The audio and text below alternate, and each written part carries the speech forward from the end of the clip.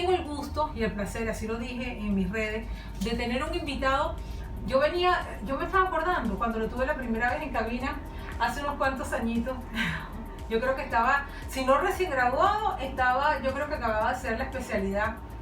Un hombre humilde, un hombre sobre todas las cosas súper inteligente. Todo el mundo se dio cuenta de que era súper inteligente y todo el mundo lo ha catalogado como un excelente profesional. ¿Qué ha pasado de aquel momento a ahora? Toda una vida profesional, destacado profesional hoy en día. Se trata del doctor José Gregorio, ¿el apellido? Rosales. Rosales, a mí se me confunde, Rosales. Cardiólogo, excelente profesional y bueno, le doy la bienvenida a Plan B a través de Éxtasis 97.7 FM. Sabes que el programa de nosotros tiene como norte dar herramientas a nuestros oyentes acerca de cómo pueden hacer para elaborar un plan B, reinventarse, enfocarse, porque aunque uno se quede en la ciudad y continúe haciendo lo mismo, lo tenemos que hacer de una manera diferente. Eso ¿verdad? está muy bien, Mónica. Gracias por Bienvenido. la invitación y saludos a todos tus radioescuchas, que sé que son muchos. Gracias. Cuénteme, doctor. Todos hemos visto con bastante preocupación todas las emociones que hemos pasado. Y yo creo que todas las cosas las sentimos en el corazón, definitivamente. Y entonces yo creo que sí se han aumentado los pacientes en esta temporada y a partir del 2020. Pues varias cosas, ¿no? Evidentemente, siempre piensa que las enfermedades cardiovasculares son la primera causa de mortalidad. Entonces, ¿Más que el COVID? evidentemente, sí, de hecho más que el COVID. Hubo un tiempo en Estados Unidos, el año pasado, a finales del año pasado, donde esa situación cambió y por primera vez era la mortalidad por COVID mayor que por enfermedades cardiovasculares. Okay. Pero realmente ya pasada la etapa, vamos a decirlo así, de peor experiencia con la enfermedad, todo vuelve a su sitio y las enfermedades cardiovasculares siguen siendo un verdugo terrible para nuestra población, especialmente si tomas en cuenta que la mayoría de las veces son cosas que uno podría prevenir. Entonces siempre hacemos hincapié en eso, en la prevención. Pero hay otras cosas que alteran el panorama de nuestros pacientes cardiológicos. Aparte de que el COVID complica el corazón, y bueno, ya se ha hablado cualquier cantidad de cosas sobre COVID y corazón anteriormente, tenemos la situación económica de nuestro país, que pues, los pacientes no se escapan de eso, nadie se escapa de eso. Nadie. Y tenemos el problema de medicamentos que son relativamente costosos para el poder adquisitivo de los pacientes. Muchos dejan su tratamiento y esa es la peor situación, porque entonces las enfermedades que podrían controlarse tomándose una pastillita se convierten en algo que se sale de control y vemos el aumento en la demanda en las emergencias de nuestros hospitales, ¿no? Entonces, pues primeramente eso, vemos un repunte de enfermedades cardiovasculares, no solo porque siempre han estado ahí, sino porque ahora tenemos menos tratamiento, menos... Qué interesante lo que está diciendo. Sí. Doctor, hay una pregunta que todos buscando tener acceso a los medicamentos, a veces vemos como una posibilidad o una alternativa buscar los medicamentos que están cruzando la frontera o los que muchas veces conseguimos que los venden incluso en las calles. ¿Qué opinión le merece este tipo de medicamentos que en un momento dado alguien puede decir, oye, pero si la medicina que yo tomo para la atención la consigo allí y es más económica? Por lo menos yo le compro a mi mamá el losartán y veo que el losartán se consigue también en las calles. A veces le tenemos temor a adquirir esos medicamentos. Yo quisiera que para todos los oyentes nos aclarara un poquito cuál es el concepto que usted como doctor maneja al respecto. Bueno, ahí vienen varias cosas. Primero, la pregunta que te hacen todos los pacientes. Mire, doctor, ¿qué opina usted de los medicamentos genéricos? Ajá. Entonces, realmente uno siempre, vamos a hablarlo así, en la Venezuela cifrina, que ya pasó, lo que los venezolanos teníamos eran muchos laboratorios, muchas transnacionales aquí haciendo vida con nosotros, y pues nosotros teníamos medicamentos inclusive primero que en Estados Unidos, ¿no? Entonces teníamos la gran ventaja de tener los laboratorios originales con sus moléculas originales al servicio de nuestros pacientes y a unos precios que eran razonables para la época. Sin embargo, se fueron los laboratorios, Ajá. los pocos que quedan siguen dando la pelea y los felicito porque están haciendo una gran labor tratando de tener productos de calidad, pero entonces vemos con mucha preocupación la importación de medicamentos desde China, desde la India, Ajá. desde para tú saber qué país, y uno se pregunta qué tanto de eso es el medicamento y qué tanto de eso es tal. Y lamentablemente el Ministerio del Poder Popular para la Salud, o como se llame ahora, tiene el gran problema de que No él debe tiene- supervisar Ajá. la calidad de los medicamentos, y pues nosotros no vemos pruebas de que muchos de esos medicamentos sean adecuados. Te Confiables. pongo un ejemplo. Ajá. Tenemos un medicamento que es esencial, que es el Rivaroxaban. Es un anticoagulante para los pacientes que tienen trombosis por X, Y o Z, y particularmente para cierto tipo de pacientes que tienen una arritmia que se llama fibrilación auricular, propia de hipertensos y de ancianos, que fabrica coágulos en el corazón, y esos coágulos se desprenden y te pueden causar una embolia al cerebro, una embolia a un dedo de la mano, una embolia al pie, una embolia a un asa intestinal, causando problemas graves.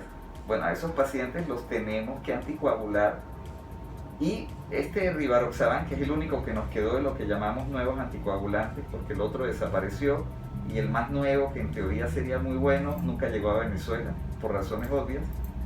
Pues este anticoagulante, tenemos las marcas originales, que están muy caras para la población, y de pronto empezaron a aparecer marcas de otros países, de otras procedencias, que realmente no confiamos en ellas porque Claro. no tenemos prueba de que la molécula sea efectiva. Doctor, pero una pregunta. Ajá. Si nosotros nos vamos a Cúcuta, que lo tenemos aquí al lado, Ajá. y nos metemos en una farmacia, y Ajá. sí podemos adquirir esos medicamentos. No, y aquí mismo en Venezuela también lo puedes adquirir. Ok. El problema es el precio. Ah, ok. El problema es el precio, no voy a decir marcas porque Claro, obviamente claro. no es lo adecuado, pero, No. pero aquí los consigues también. Ahora, hay situaciones, vamos a otra situación particular. Medicamentos para la insuficiencia cardíaca. Hay un medicamento que se llama empagliflozina, que es inicialmente un medicamento diseñado para controlar el azúcar. Lo usan los diabéticos. Bueno, resulta que en los últimos años nos hemos dado cuenta de que la empagliflozina y sus medicamentos hermanos, los similares, como dapagliflozina, por ejemplo, sirven para la insuficiencia cardíaca y preservan la función renal en estos pacientes. E inclusive, si el paciente ya tiene daño renal, disminuyen el deterioro de ese riñón que le queda al paciente y mejora el rendimiento del corazón. Eso no lo tenemos en Venezuela, pero los mandamos a comprar en Cúcuta, y los pacientes van a cualquier farmacia con el nombre que le damos, el nombre comercial y el nombre genérico, y lo traen, y bueno, es el producto de marca y es un producto de muy buena calidad. Ahora, para cerrar la pregunta que me hiciste, porque eso me parece muy importante, los amigos que compran medicamentos, que si en el terminal de pasajeros, Y zonas aledañas. o en los pequeños comerciantes, o en la calle, miren chicos, sin ánimo de echarle la partida para atrás al que vende chicles en la calle, yo ni siquiera compro chicles en la calle porque me da miedo. Entonces mucho menos voy a comprar algo tan importante para mi salud como un medicamento en un lugar que no sea una farmacia. Segundo, revisen lo que están comprando y van a ver que dice para uso institucional. ¿Y eso qué Eso, significa? que alguien se los robó de Colombia, del sistema de salud social de Colombia, para venderlos aquí. Ok, Entonces, eso me parece terrible. claro. O sea, y todas esas cosas como que se van sumando. Entonces, bueno, lamentablemente termino diciendo lo que le dije a mis pacientes, pues el mejor medicamento va a ser el que usted pueda conseguir, pero asegúrese de que su médico controle si está siendo efectivo. Efectivo. Porque, por ejemplo, hoy uno de los pacientes que tuve, el primer paciente que tuve en la mañana, me dice: doctor, pero ¿por qué es que a mí no me controlan la presión arterial? Entonces, está tomando una dosis inadecuada de un medicamento, pero una dosis demasiado alta que yo normalmente no la recomendaría. Es un medicamento de uso institucional traído de Cuba. Está tomando una copia, un genérico de la nifedipina, que aunque dice que es de acción prolongada, esa cosa no es de acción prolongada nada, porque el pobre señor la tiene que tomar cada 8 horas y ni así le hace efecto. Entonces, lo primero que yo le dije es, mire, vamos a empezar, trate de comprar estos medicamentos con un poquito de mejor calidad y vamos a ver si con esto le funciona. Y no vamos a mandarle los 4 o 5 medicamentos que usted está tomando, vamos a mandarle nada más 3, pero de una calidad conocida, y vamos a empezar a ver si con eso se le controla la presión. Es que la situación está tan aguda, doctor, y se lo digo porque mi mamá es paciente también de todas estas cosas que usted acaba de nombrar. Yo consigo medicamentos en farmacias y son esos medicamentos que dicen de uso institucional. Así que bueno, estamos con el doctor José Gregorio Rosales, de verdad que encantadísima de que pueda estar con nosotros en la mañana de hoy. Y eso es bueno, doctor, conversar, porque ustedes siempre están tan ocupados, ¿verdad?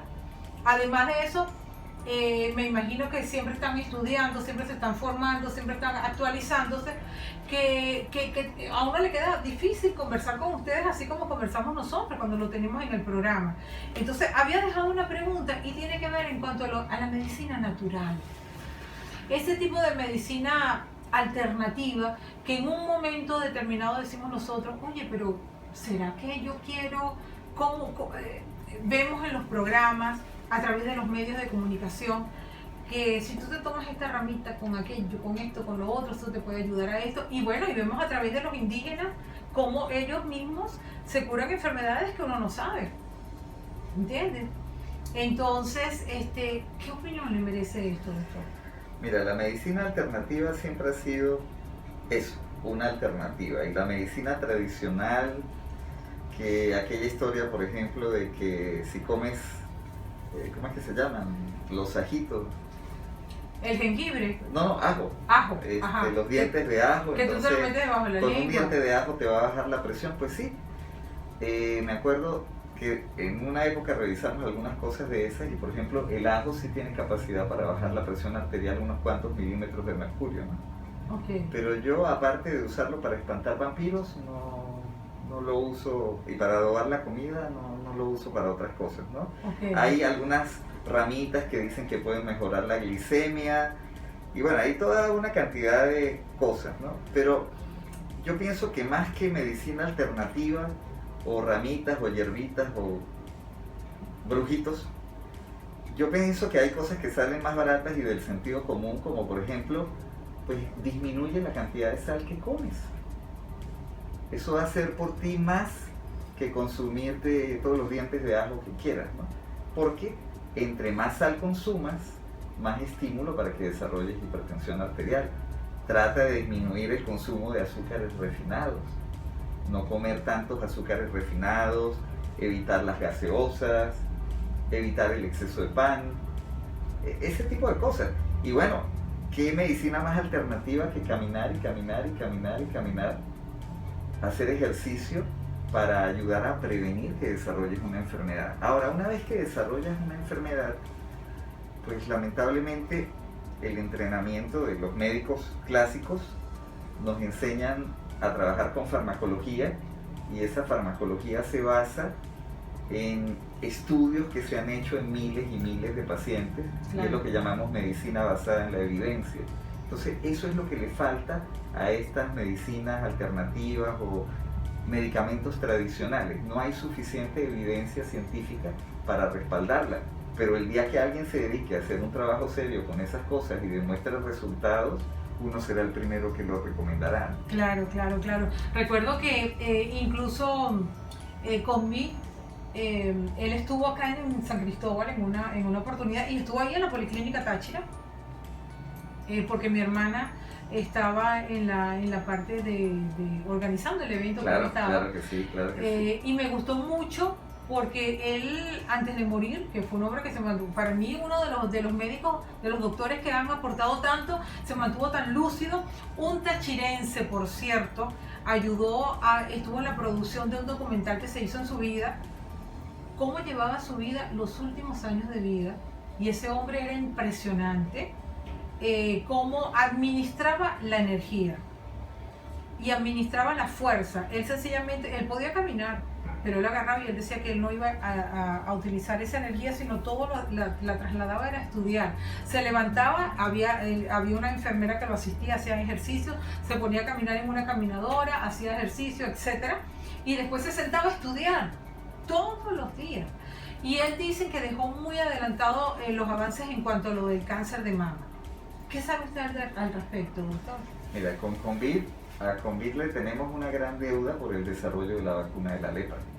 Claro. Bueno, a Convid y al cachicamo, ¿no? Porque claro, la desarrolló aplicándola en el único modelo que aparte del ser humano se enferma de lepra, que es el cachicamo. Claro. Ahora bien, también desarrolló una vacuna espectacular para la leishmaniasis, que era otro flagelo, sobre todo en nuestras tierras andinas, una lesión cutánea espantosa producto de la picada de un zancudo, de un mosquito. Bueno, no un zancudo, de un mosquito muy particular, de un flebótomo.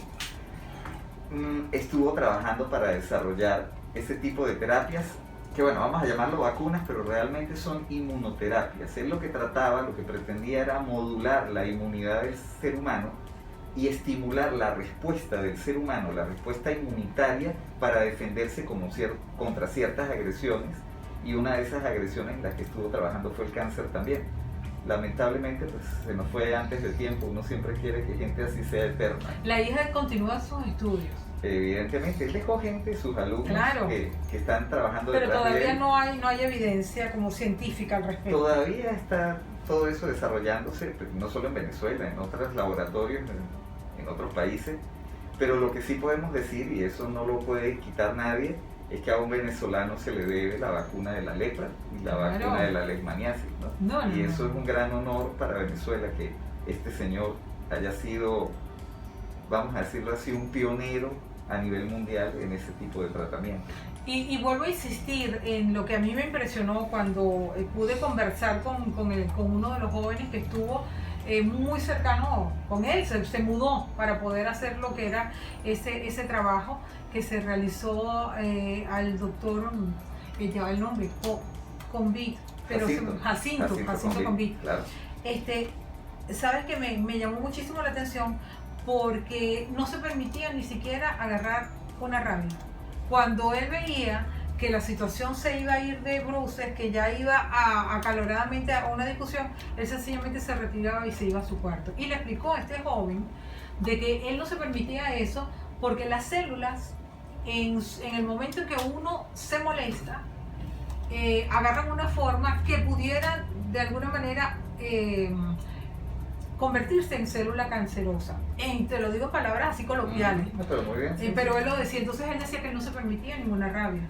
Entonces sencillamente él se apartaba y se iba para su cuarto y después retornaba.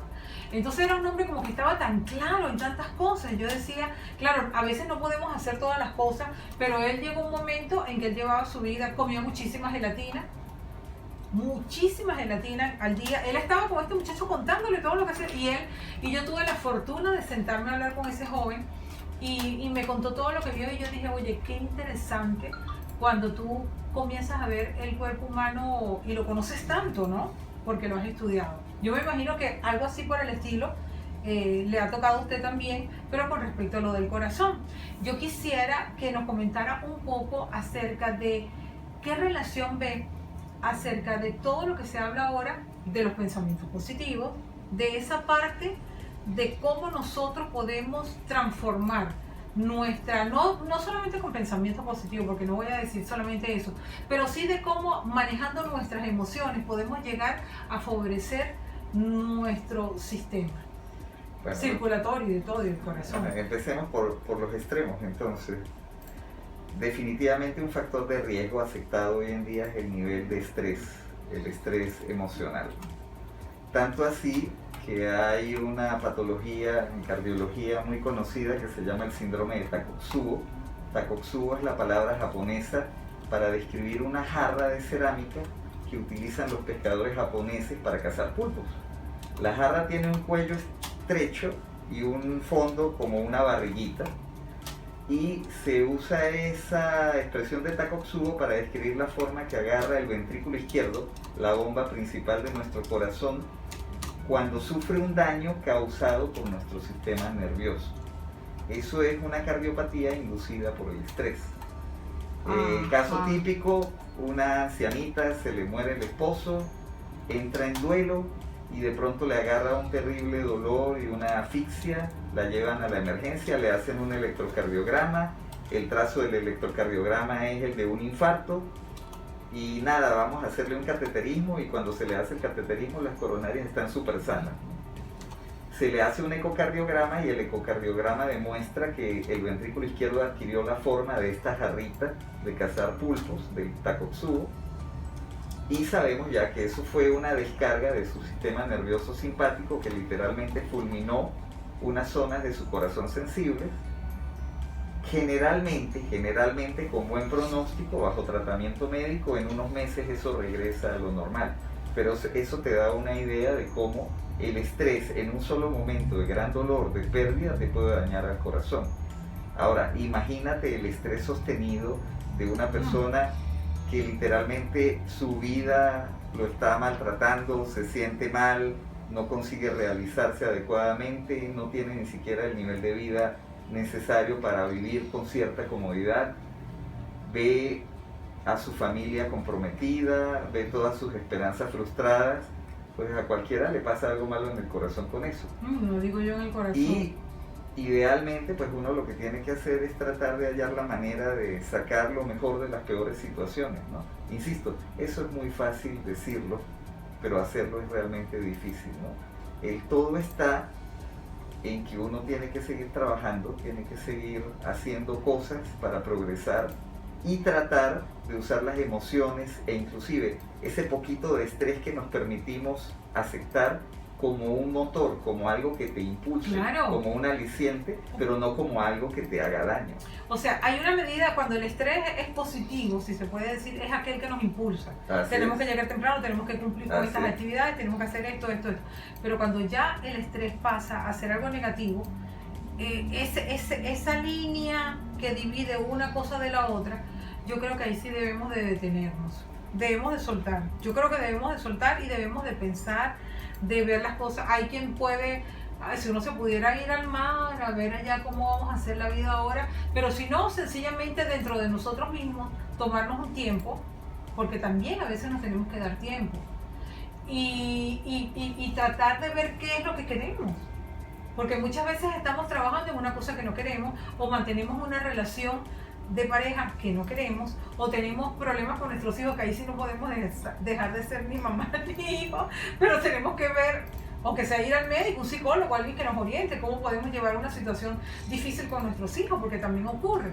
O sea, siempre hay salida, lo que pasa es que a veces nos enredamos bastante, y yo creo que debemos de pensar siempre, de verdad, que hay diferentes formas de hacer las cosas. Y si hombres tan sabios como Jacinto Combí nos decía, cuando hay una situación demasiado estrés, yo me alejo, oye, porque me ocurre algo malo a mi célula, aunque tenemos que saber que realmente agarrar rabia todos los días, eso no nos puede conducir a nada bueno. ¿Qué recomendaría? Aparte, ejercitarse por lo menos todos los días, pero ¿qué pasa cuando ya las personas son mayores y no pueden ejercitarse tanto?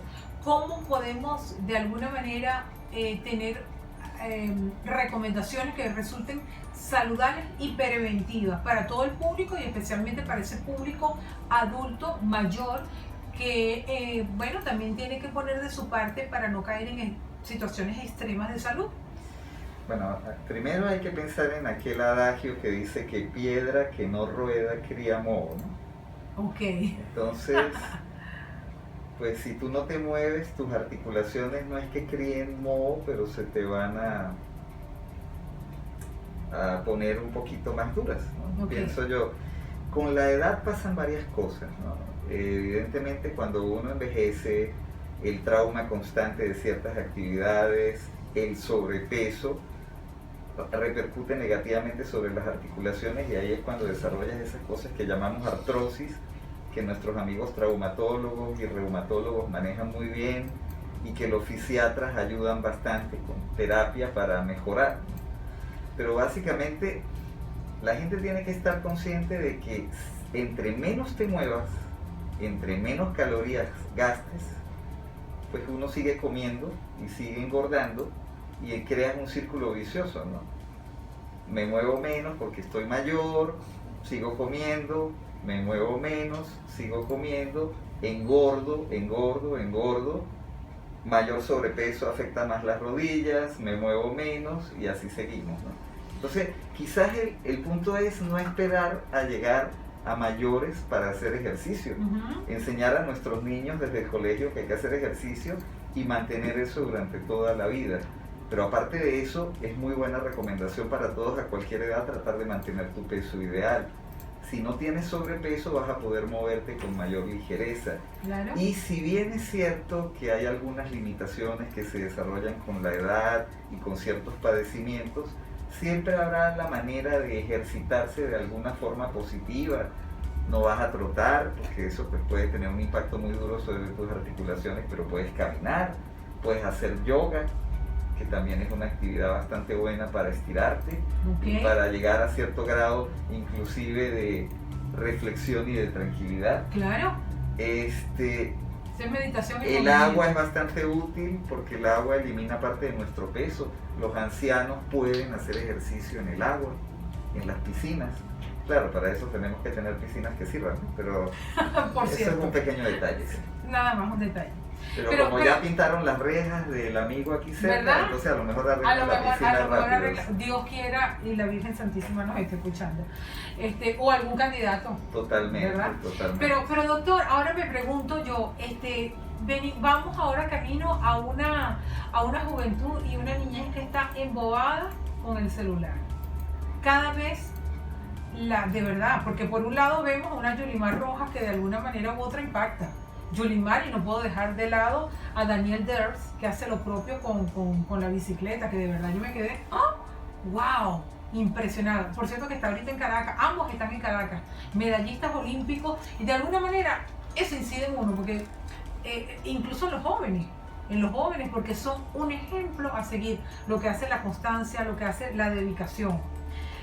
Pero vemos que la mayoría de nosotros, si nosotros estamos aquí trabajando y dependemos de la tecnología, imagínate los chamitos, pero nosotros cuando estábamos chavos fue otra la niñez y fue otra la juventud. ¿Cómo podemos incorporar en los niños la actividad? Bueno, lo primero es que hay que tener en cuenta varias cosas, ¿no? Obviamente, la nueva generación que nace literalmente con un celular inteligente y con laptops por todas partes, pues tiene demasiada distracción, pero depende y es responsabilidad de los padres limitarles el tiempo. Se considera una regla, y eso lo dicen los educadores, no yo que no sé mucho de eso, más bien tengo problemas con las mías, pero como ya están grandes ya no tanto. Les recomiendan que máximo 1 hora de exposición a celulares, tablets o televisión. ¿En la mañana o en la tarde? El resto del tiempo, en el momento que quieran, generalmente va a ser después de la escuela, ¿no? Aunque ahora como también cambió lo de la escuela, pues todo está muy extraño, ¿no? Pero evidentemente hay que limitarle el tiempo a los niños con eso. Hay otras cosas que a mí particularmente como usuario me preocupan más. Ya se han hecho estudios y los estudios demuestran que no aprendes igual leyendo en papel que leyendo en una pantalla. Entonces, pues hoy en día, por múltiples razones, los muchachos estudian literalmente de su celular o de una tablet o de la pantalla del computador. Me parece que daña la vista muchísimo. Hay una luz azul que es bastante incómoda y bueno, hay toda una serie de filtros y de modalidades que se usan, pero tristemente eso está afectando tus ojos y tu visión. Pero no solo afecta tus ojos y tu visión, sino que se ha demostrado que está remodelando, alterando las conexiones y la manera de funcionar de nuestro cerebro. Entonces invito a todos los amigos y particularmente a los intelectuales de pantalla, como puede ser cualquier médico, que se den cuenta de que no aprendemos lo mismo cuando leemos de un libro o de una revista que cuando estamos leyendo de una pantalla. Pero ya está comprobado, doctor. Sí, ya hay estudios que hablan Pero de es eso. porque no lo retenemos, porque no lo podemos analizar, porque... Son varias cosas. Primero, cuando tú estás trabajando con un computador y estudiando el computador, tienes demasiadas distracciones. Porque aparte del computador tienes la capacidad de poner música, tienes la capacidad de meterte en un video, tienes la capacidad de buscar más páginas, tienes la capacidad de leer tu email. Entonces, por ejemplo, hay programas para escritores para escribir novelas. Ajá. Y lo primero que hace el programa es anular todas las otras funciones de la computadora para que solo sirva como una máquina de escribir. Te quita la capacidad de que te interrumpa con cualquier otra cosa. Qué bueno, no sabía eso. Esas interrupciones constantes a las que estamos expuestos, pues, por Dios, aquella historia de que un ser humano puede hacer varias cosas al mismo tiempo, pues, aunque discuto mucho eso con mi esposa, porque ella dice que las mujeres sí pueden, sí, claro. Yo sí reconozco mi ineptitud y yo medio hago bien una cosa a la vez, ¿no? Entonces, honestamente, eso es uno de los problemas, ¿no? No es lo mismo, por ejemplo, lean una novela, algo así de simple, un ebook en una tablet y lean la misma novela en papel. Claro, obviamente los libros están caros, de paso nos cerraron casi todas las librerías de la ciudad. Claro. Entonces, pues la mayoría lo que hacemos es piratear libros de internet o comprarlos en Amazon, y en el mejor de los casos podemos pasar al otro lado y comprar libros en Panamericana, valga la propaganda, perdón. Pero el gran problema es que pues uno hace lo que puede con lo que tiene, ¿no? Sí. Pero hay que tratar de que un niño, por ejemplo, se lea una novela completa. No se lea el resumen de alguien que ya hizo el trabajo y lo colgó en internet. Terrible, terrible. Entonces, así nunca vamos a tener lectores. Y como dice Stephen King, si tú no tienes tiempo para leer, mucho menos vas a tener tiempo para escribir. Entonces, si no tenemos lectores, pues terribles escritores vamos a tener también, ¿no? Y todo eso es cultura, y la cultura es la base de nuestra civilización. Entonces, el ser humano tiene que adaptarse y hacerlo mejor con lo que tiene, pero tiene que tratar de racionalizar la educación de los hijos y la educación inclusive de nosotros mismos, que todo el día seguimos aprendiendo y nuestro cerebro todo el día está cambiando, ¿no? Claro, a mí me agrada pensar que a mí todavía me faltan demasiadas cosas por aprender y muchas cosas por lograr. Entonces, todos estamos en ese camino. Pero doctor, yo creo de verdad que eso tiene que ser un estímulo para uno vivir. Y que eso también se convierte en una adrenalina y un estrés positivo cuando nos planteamos cosas nuevas. Porque antes, en otro momento histórico de la existencia, estaríamos pensando en retirarnos. Pero no, ni las condiciones lo permiten. Pero qué bueno, porque yo siento que yo tengo todavía muchísimas cosas que hacer. Pero yo me acuerdo por lo menos de mis abuelas. O sea, yo no disto mucho de mis abuelas. Y yo me pongo a ver cómo se veían mis abuelas y cómo nos vemos nosotros. Las nuevas abuelas somos totalmente diferentes. O sea, de verdad que es impresionante. Entonces yo digo, cónchale, nos ha tocado eso de una manera positiva. Porque tenemos tantas cosas que hacer, tantas cosas que aprender, como dice usted. Pero yo quisiera ya cerrar, porque tenemos que despedirnos, con lo siguiente. El beneficio del humor. Yo particularmente, desde hace un tiempo, agarro a George Harris como, de verdad, veo un pedacito de cualquiera de sus programas, y eso me ayuda, porque realmente necesitamos el humor. Y a veces no tenemos cómo reírnos, pues nos lo fabricamos con algo, con lo que te dé risa. ¿Qué importancia le da? Y con esto quiero cerrar el programa, doctor. Bueno, el sentido del humor es una de las características de la persona inteligente, ¿no? Y el humor es una de las cosas que nos defiende de las agresiones constantes. Y si algo siempre se ha dicho en un país que tenía Radio Rochela, en un país que tenía y tiene tantos humoristas de buena calidad, es que el humor es típico del venezolano y nos ha ayudado a sobrevivir a toda esta situación que nos ha caído, ¿no? Ahora, el humor bien entendido, respetando a las personas, respetando las formas, respetando las buenas costumbres, me parece maravilloso. El burlarse, simplemente por burlarse, eso es otra cosa que debemos evitar, y es una cosa en la que nuestra sociedad ha caído, inclusive con esta historia de los memes y todo aquello, ¿no? Claro, es verdad. Pero es verdad. El buen humor, el humor inteligente, un humor que viene desde la época del Morrocoy Azul, viene de Aquiles Nazoa. Claro, eso es lo que ha caracterizado. Ahora tenemos grandes como Laureano Márquez, este amigo George Harris, que a mi esposa particularmente le encanta. Lo único, para serle sincero, y admito mi falta de modernismo y mi incapacidad, no entiendo por qué las mujeres doblan los chistes de George Harris. Ah, ok. Eso es algo que cada vez que lo veo apago lo que se prende mostrando algo de eso porque me aturde, ¿no? Es verdad, es verdad, es verdad. Yo todavía estoy en aquella época donde las mujeres tienen que hablar como mujeres y los hombres como hombres, ¿no? Claro. Pero fuera de eso, lo que te haga reír, de verdad, repítelo. Y yo creo que también nos tenemos que consentir en algún momento en el día. Aunque si no nos consiente la vida, nos consentimos nosotros. Tomarnos un café, o comernos un helado, o caminar, o de repente, no sé, lo que más te guste. Porque hay personas, a mí por lo menos, anteriormente me gustaba mucho subir a la montaña y después se me lesionó una rodilla y yo dije, no, con calma, Mónica, con calma. Porque es verdad, pero entonces, independientemente de eso, caminar, no sé, de repente exponerse a la naturaleza, lo que te dé más nota, es importante también incluirlo dentro de nuestra... Yo te resumiría eso diciéndole a todos los amigos, tengan un hobby. Perfecto. Tengan algo que les apasione, que les guste y que los divierta.